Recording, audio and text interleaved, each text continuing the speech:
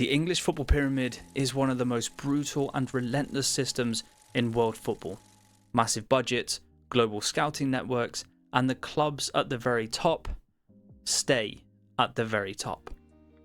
But hidden across the border, in its neighbouring country, sits a tiny club that doesn't even belong in that world.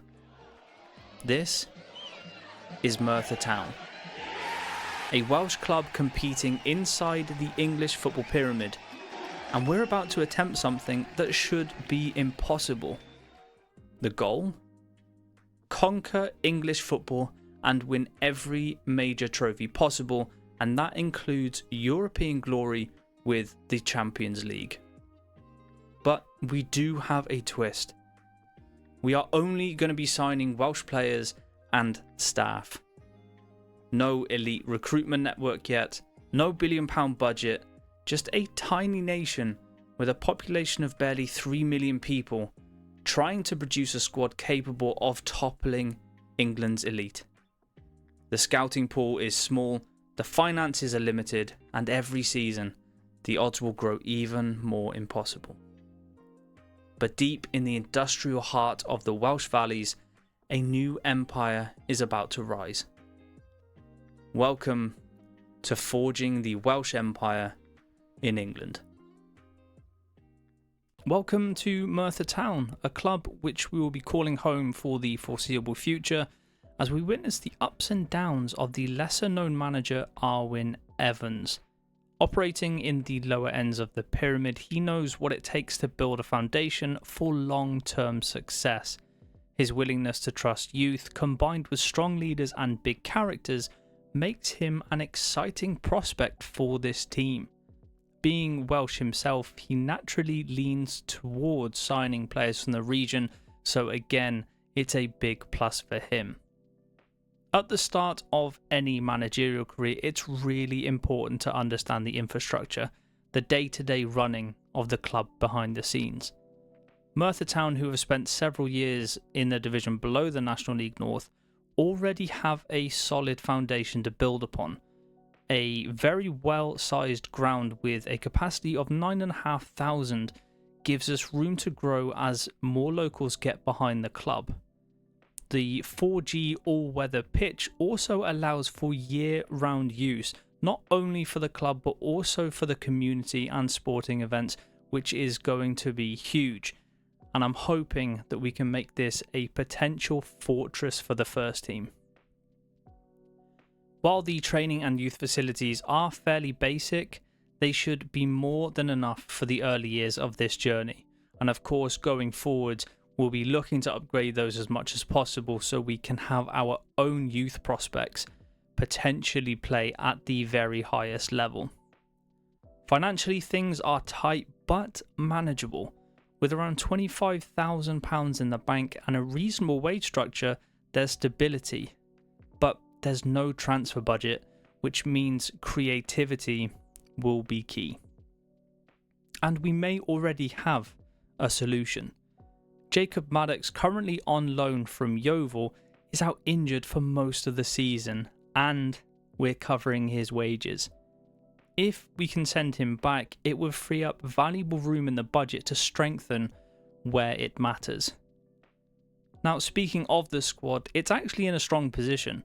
There's quality across the pitch with a particularly exciting young core. Jay Williams, a physically dominant and defensively solid centre-back. Livermore, a versatile, well-rounded midfielder. Lewis Twamley, a dynamic and dangerous forward, and alongside him, Jordan Garrick, the club's star player and highest earner. 3 of them are just 22 years old, but more importantly, they're also Welsh. That could be the foundation for this team for years to come. Over time, you'll get to know the entire squad, because in a season this demanding, every single player will have a role to play. Every manager has an idea of how football should be played. Like painting on a blank canvas, only once completed can you see the full picture. Arwyn Evans is no different. Being Welsh, it's no surprise his philosophy draws inspiration from the national team. Hard-working, gritty and determined, but with a clear attacking edge.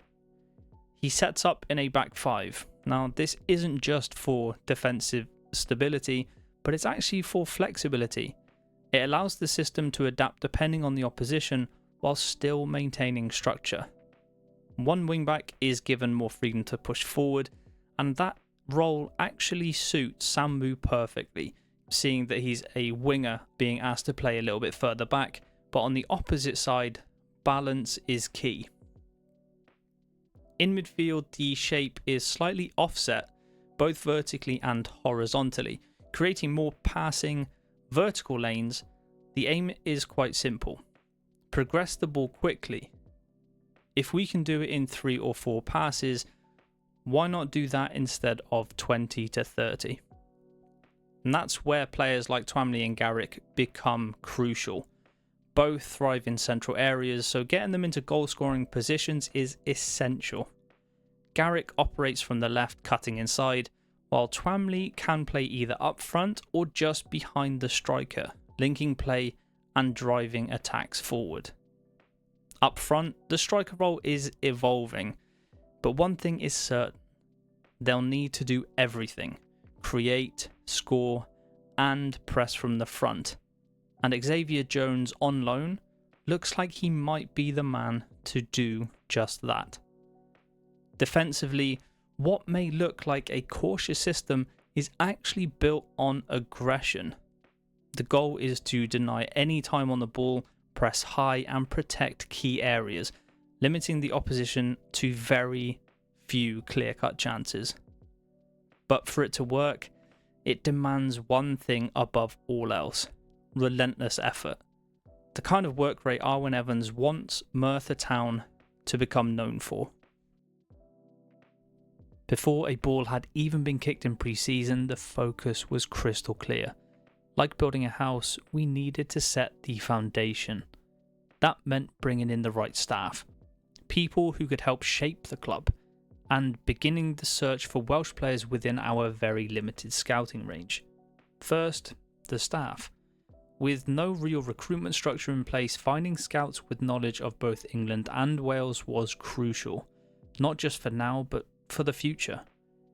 The more familiar they are with those regions, the more efficiently they'll be able to identify players for the club in the seasons to come. The head of youth development wasn't an immediate priority, but looking ahead, it's a vital role. Personality, preferred formation, and regional knowledge all influence the type of players that come through. And despite playing in the English pyramid, we'll still be competing with the larger Welsh academies for talent. Not everyone was convinced. Darren Thomas, a coach with strong scouting ability, turned down the role. His focus for now is firmly on coaching. Dave Hughes, however, was far more open. Personally recommended by Arwen, he joined as head physio on a 1-year deal. It's a short-term contract, but given the financial situation, it's the best we can offer right now. The same goes for most of the staff, short deals with the hope they'll stay longer if things progress. Charlie Jones was a different story. He showed real interest in the head of youth development role. With a resolute personality and a preference for a back five, his influence could help shape the club for years to come. But for now, he too joins on a 1-year deal. After missing out on our initial target, we turned back to the scouting department. This time we found 2 people fully bought into the project. Andy Dorman brings the knowledge of Wales, while Ian Greeny offers a wider understanding of England and even the US. Both signed 1-year deals, filling the gaps we desperately needed. With the staff in place, attention turned to the player pool. On paper, this was meant to be where we found the quality needed to compete, but in reality, it was actually something else entirely. In real life, Merthyr finished just 3 points outside of the playoffs last season, an incredible achievement for their first year at this level. Replicating that wouldn't be easy. and very quickly that became obvious. Our scouting range was limited to the National League North and South leagues, and at first glance that pool looked promising, over 2,300 players. But once we applied the restriction of just partly Welsh, that number dropped to just 81. 81 players. That's all we had to work with. This was going to be far more difficult than I expected. After several meetings and shortlists, we eventually managed to pull together a group worth taking a closer look at. 19 players were invited in for trial.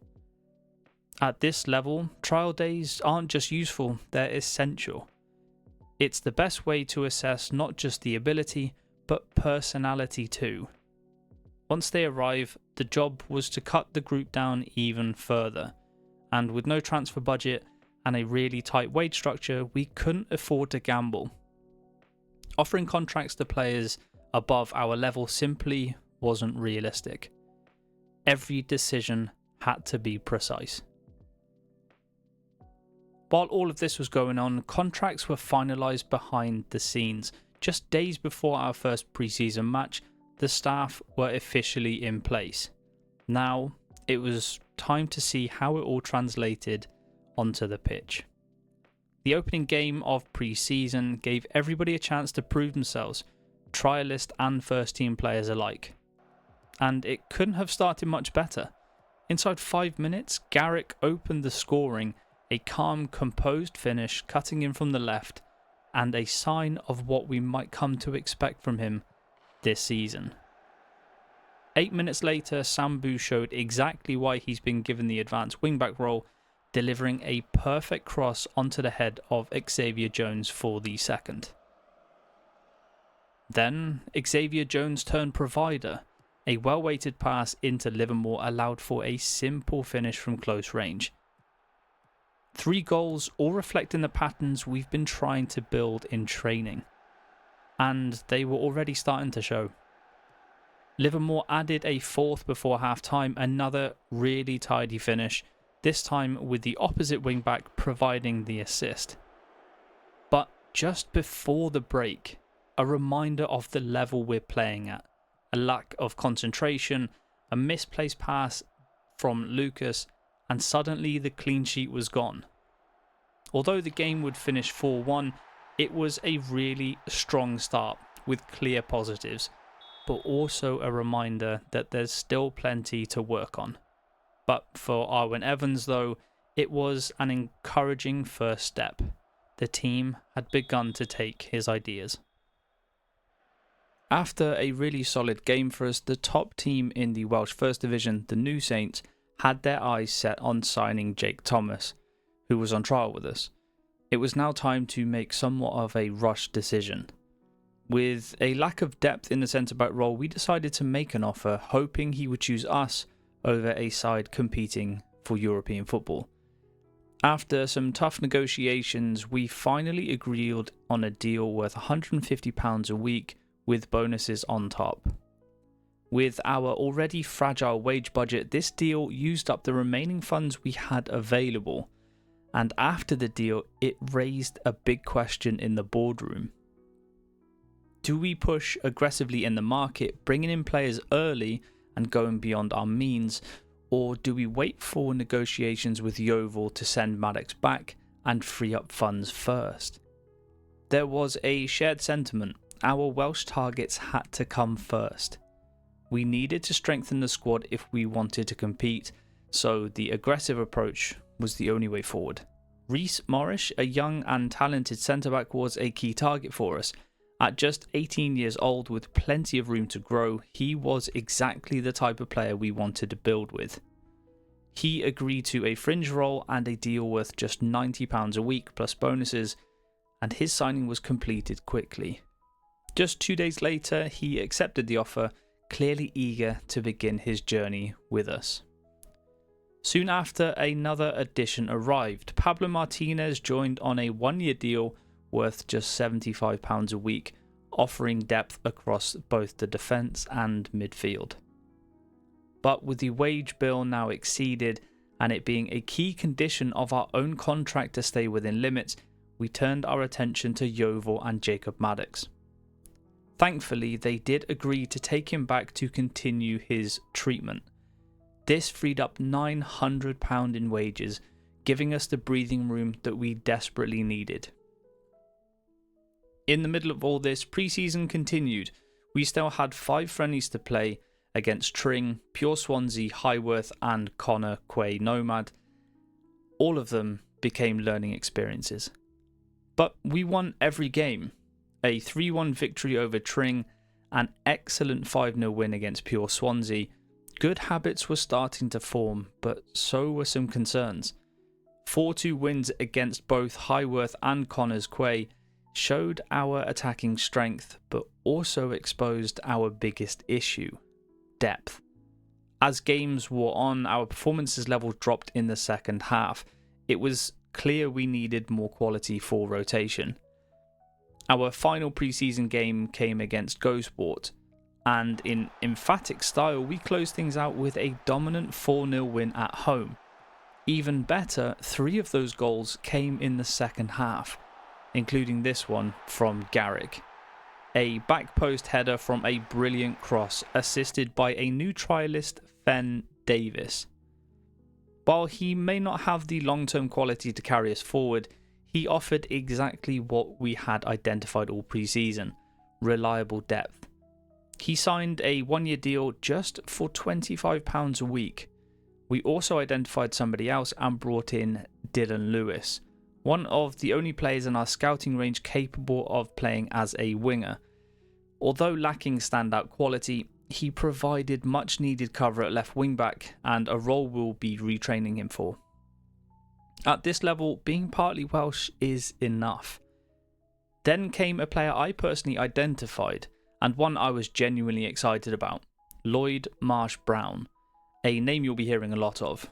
A 24-year-old, he brings excellent technical abilities and a strong work rate, and also versatility across 3 key positions. He signed for just £75 a week on a 1-year deal.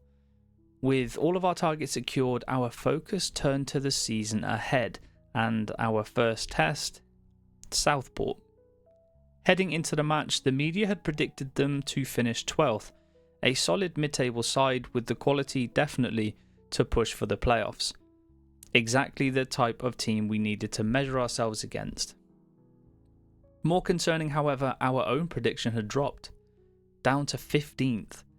But by now, you already know the odds are always against us, and being underestimated, that's where we find our strength. As the game approached, it was time to decide on leadership. Matthew Harris retained his role as captain, but Lewis Twamley, at just 22 years of age, was promoted to vice-captain, already showing the qualities of a future leader. With the signings confirmed, the squad prepared, this was it. The real journey begins. At home, under the lights, the crowd welcomed the team in their black and white strip, and we started brightly. After 11 minutes, a move straight from the training ground saw the ball move from Cogman through 4 quick key passes before reaching Garrick on the left. He cuts inside and curls an effort just wide. We had to wait until the 33rd minute for what can only be described as complete chaos. Winning the ball back, we broke forward with pace. Garrick again at the centre of it, recovering a loose pass, beating his man, and just as he prepares to shoot, the Southport keeper rushes inexplicably out of position, but Garrick doesn't hesitate. It's 1-0. But the madness didn't stop there. Straight from kickoff, our aggressive pressing leads to a free kick given just inside our own half. As the ball goes forward, our entire defence switches off, and Danny Lloyd levels it instantly. 1-1. But there's no time to breathe. From the next restart, a long overhit pass finds its way to the Southport keeper. Under pressure from Xavier Jones, directed from Arwen Evans to make him as uncomfortable as possible. His attempted clearance couldn't get over Xavier Jones. He completely messed it up and Xavier Jones heads it straight back over him into the net. We take the lead again, 2-1. One of the most chaotic halves you'll ever see, and at halftime the message was simple. Just keep doing what you're doing. Just before the hour mark, Twamley had a golden chance. Threw on goal, but fires over. Unfortunately falling to him on his right side, an unfavoured side. He didn't have the quality to give us the buffer. We dominated the game. We controlled the chances, looked comfortable, and then stoppage time came. The fourth official lifted the board and showed 5 minutes to the Penny Darren Park, and the crowd cheered. As the clock ticked down, we cleared the ball thinking it was all over, but a few mistakes in midfield gave Southport one last chance.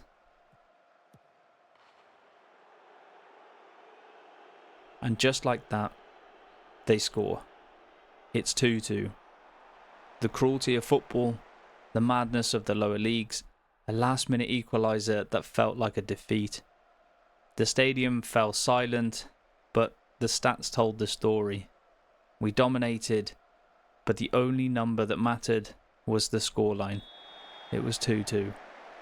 For our first game at this level, we could still be very proud, because this journey, it's only just begun. The fans saw everything they needed to see. Arwen Evans was also very happy, and we had building blocks. And now it was time to push on.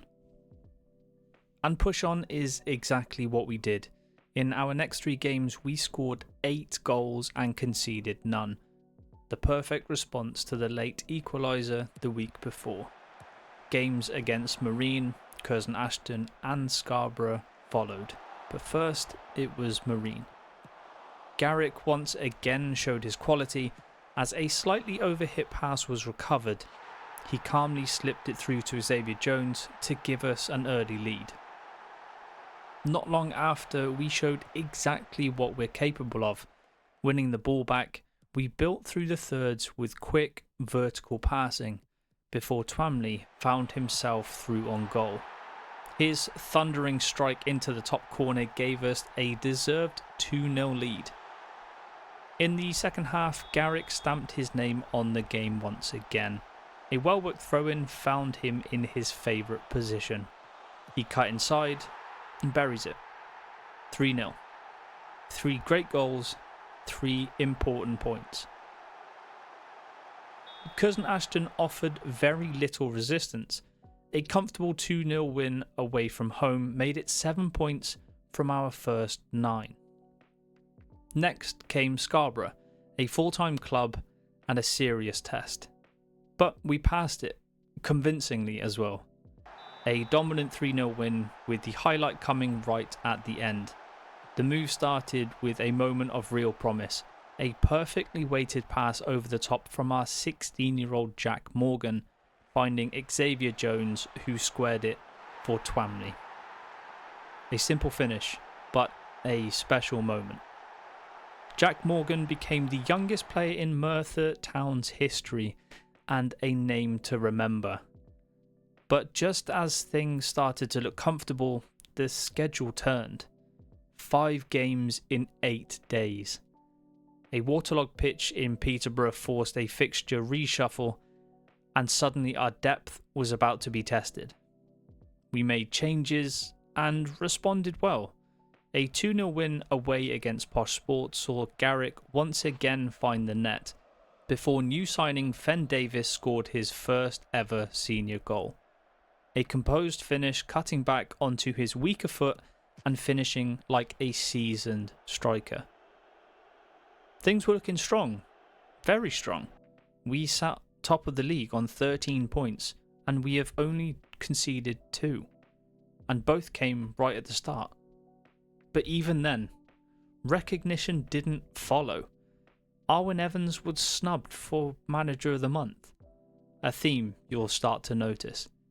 An almost perfect start, but still, we have things to prove. Our first defeat came against Kings Lynn, a tight game decided by a moment of real quality. Lambert's solo effort in the 8th minute was enough. We failed to score for the first time in 5 matches, and I feel like the congestion of fixtures really had a part to play. Then came Macclesfield, another playoff contender. We started well. Dylan Lewis, our young left wing-back, provided his first assist, finding Garrick at the back post, 1-0. More strong wing play followed. Twamley connected with a cross, laying it into the path of Sambu, giving us the 2-0 lead. But a lapse in judgment before half-time gave them a way back. A penalty, 2-1, and then it happened again. Late in the game, just like Southport, we switched off. Dawson found space inside the box. It was 2-2. He beat a rushing Cogman who had little chance. More points dropped, but more lessons learnt. We responded in the right way, however. A 3-0 home win against Worksop restored confidence. Lloyd Marsh-Brown opened the scoring, rewarded for his performance in training. A sharp snapshot into the bottom corner, and then Garrick took over. His first goal came from pure determination, turning what is a lost cause into a moment of brilliance. And his second, it's almost identical. Relentless work rate and a clean finish. It was a statement performance from us. After the intense run of fixtures, the schedule eased, and so did the pressure. A huge 7-1 win kicked off our FA Cup campaign, followed by a 3-0 win against Radcliffe in the league, and then another 3-0 win in the next qualifying round away at Ashton in the FA Cup. Marsh Hughes continued his form, Jack Morgan added another assist. Everything was clicking, but the earlier schedule had its impact. We slipped second in the table. But still, after 9 games, we were proving we belonged. And off the pitch, we continued to build. Tyler, a 6'8" goalkeeper who initially demanded £800 a week, returned to the table, and this time accepting just £75 a week. A backup option to Cogman, where we didn't actually have one before. But there is a problem. Cogman isn't Welsh and doesn't qualify for a permit long term. And that is going to become a problem. But a problem for another day. Back onto the pitch, a dominant 2-0 win away at Chester pushed us forward again. Xavier Jones this time with both goals. Results elsewhere went our way and we returned to the top of the table. But it's still early. Too early to get carried away. Despite the goals and the good performances, something still felt missing. A consistent striker. Xavier Jones was inconsistent and Twamley struggled with performances and also injury. We added Caleb Hughes, a young midfielder, to support Livermore and provide some decent depth. Again, one potentially for the future. But next came our biggest test yet. Forest Green, division above, in the National League, a place where we want to be, and it was a real opportunity. Away from home, we stuck to our system, and after 30 minutes, we struck. We intercepted on the halfway line, and then Garrick was placed through on goal. His quality took him around the keeper and he slotted into an open net, giving us the 1-0 lead. At half-time, it was tight, but the second half, complete chaos. Sambu made it 2-0 with a powerful finish from a great assist as he finished with his left foot. And then after conceding a penalty at the other end, we responded instantly. Xavier Jones restored the lead and then the floodgates opened. Marsh Hughes added another, and Twamley scored twice. It ended 6-1. A result nobody expected. A statement performance. We're not here to survive, we're here to compete. The FA Cup run brought financial relief. Our balance rose to £69,000, and our reward? Doncaster. Another chance to really test ourselves. But for now, the league remained our priority. A hard-fought 1-0 win against South Shields kept us on track, and another clean sheet. Another for Cogman and another for us. But it did come at a cost. Twamley, he's out injured for 2 weeks, which provides more pressure on the squad and more need for depth. We kept searching and we did find a solution. Aaron Evans Harriott, not a starter, but a body that we need. Currently playing for a team in the lower divisions, he provided good options. He signed an 8-month deal, and with winter approaching, we knew the real test was still to come. Our biggest test to date was right around the corner. A huge FA Cup tie at home to Doncaster. Even with a few injury doubts, we were able to put out a full-strength team. And in games like this, every player has to be their absolute best. Doncaster, performing well in their own league, had quality all across the pitch. Standing at kickoff in the pouring rain of the Welsh valleys, it was time. Wearing our iconic home white kit, it would be us who had the first real glimpse of goal. In the 20th minute, a well-worked move allowed Marsh Hughes to set Garrick free on the left. He cut inside, strikes it, but a big deflection takes all of the power out of it. The signs were promising, and 10 minutes later, we came knocking again. Smurden, who has been one of our best players so far, puts the ball into the perfect area. Xavier Jones meets it, beats the keeper, but also beats the crossbar as it sails over. And that was our best chance yet. Halftime came and the game remained deadlocked.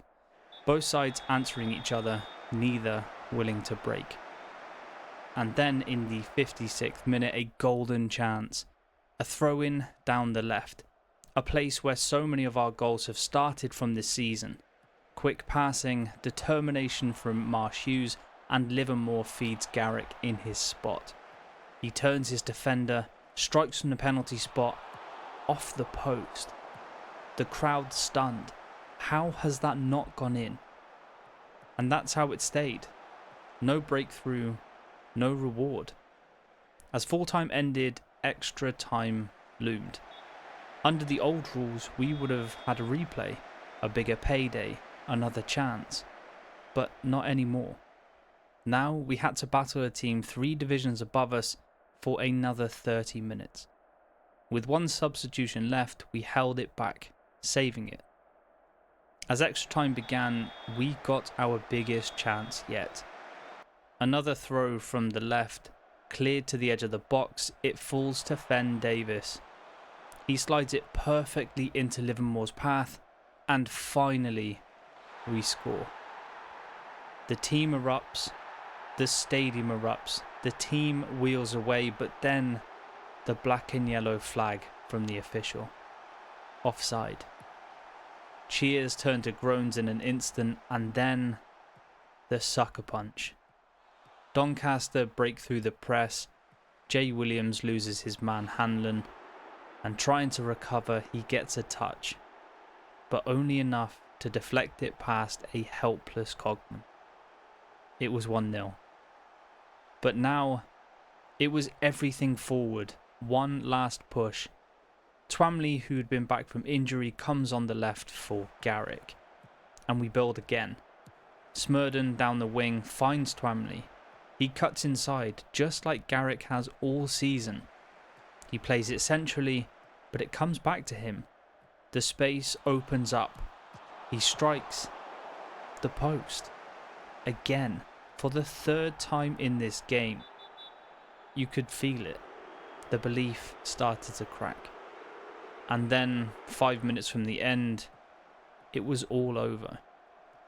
Luke Molyneux picks it up, cuts inside, and does what we couldn't. Off the post and in. 2-0. The players dejected, the crowd stunned. It just wasn't our day. But one thing Arwen didn't want was for the players to forget what they had just achieved. They had taken a full-time professional side right to the edge. This was a game we could have won, and that matters, because it proves something. We can compete with anybody. Another positive, the finances. After the match, the bank balance rose to £133,000.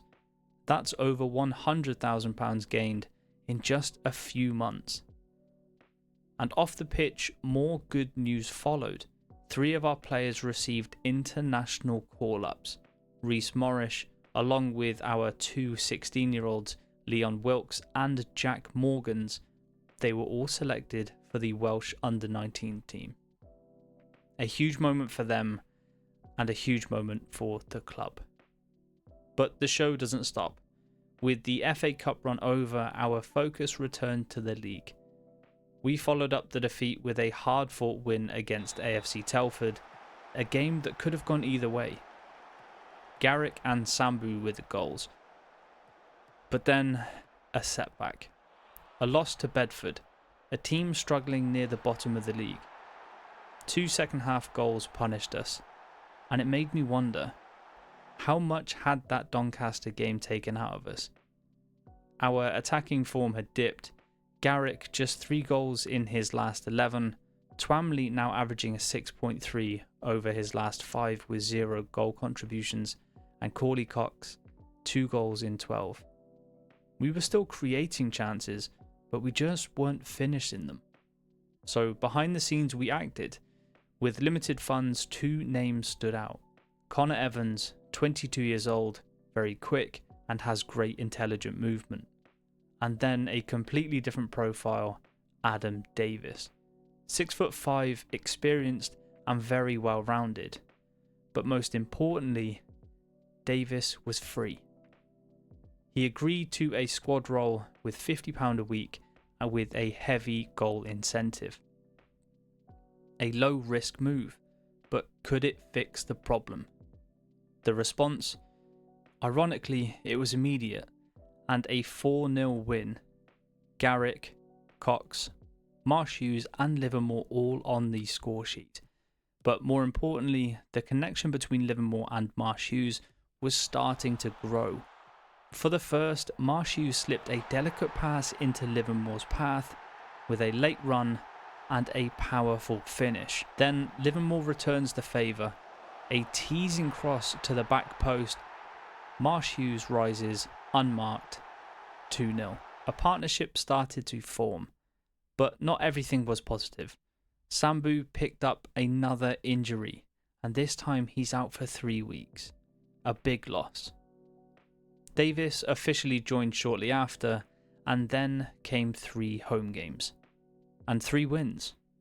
1-0, 2-0 and 3-0. Hertford in the FA Trophy, Alfreton and Leamington in the league. Complete performances. Solid defensively, free-flowing in attack, and in the 3-0 win over Leamington, a very special moment. Leon Wilkes, on debut off the bench, gets his first contribution. Really sharp movement, determination, and a driven cross. Garrick is there for a tap-in. Approaching the halfway point, we sat top of the league, 5 points clear. But December would define everything. 2nd place, 3rd place, back to back. But first, Buxton away. We start instantly. Smurden delivers a perfect cross. Marsh Hughes peels off to the back post. 1 minute, 1-0. But just as they switched off, we did the same. Straight from kickoff. Connor Douglas finds Soji, 1-1. And from there, honestly, it becomes survival. We held on, a point, and I don't know how. The next game was Fylde. A very slow start and very cagey until the 17th minute. Garrick forces a great save, and then 10 minutes later, Marsh Hughes again. Perfect movement, and Evans finds him with a fantastic pass, 1-on-1, composed, 1-0. But Fylde responded. Danny Mayer, one of the league's best at the moment, fires an absolute rocket. Cogman at full stretch tips it onto the bar, an unbelievable save. Later on, another chance. The corner drops to Xavier Jones after bouncing around a few times. A powerful strike, saved. His drought continues. Full time, 1-0. Another tight win, and again, we held our own. After 21 games, we were 8 points clear, possibly 6 with games in hand for Buxton. Still 3 matches to go before halfway. Next up, it was Wealdstone in the FA Trophy. Another chance to test ourselves against the side above our level, and another chance to prove that what we're building here isn't a fluke. Once again, we delivered. A dominant 4-0 win at home, and the first goal set the tone. A clearance only as far as Livermore on the edge of a box, and without hesitation, arrows it into the top corner. A strike worthy of winning any game on its own. The second, one of the strangest you'll see all season. Smurden and Xavier Jones somehow turning the box into a game of volleyball before the ball finally drops kindly for a powerful header into the net. Scrappy, but effective. And then the best moment of the match. A move that perfectly summed up everything we've been trying to build. Quick, one-touch football, every pass deliberate, every moment connected. The ball works its way through the team before finding Twamley, who calmly slots the ball home to finish a perfect team goal. 4-0, and a statement. But now it's back to the league. Curzon-Ashton. A game on paper doesn't stand out, but these are the ones that define seasons. No drama, no chaos, just control. Twamley, coming off the bench, finds the goal that matters most. 1-0. But most importantly, 3 points, and another step forward. Sambu injured again, and it's starting to become a bit of a problem. Now the final stretch of 2025. Oxford away, and then Hereford at home. 2 big tests, 2 very different challenges, but first, it was Oxford. A tough away ground and a team sitting near the top. But from the first whistle, we were ruthless. And it starts with Garrick. Picking the ball up deep, driving forward, beating his man, and finishing with precision to give us the lead.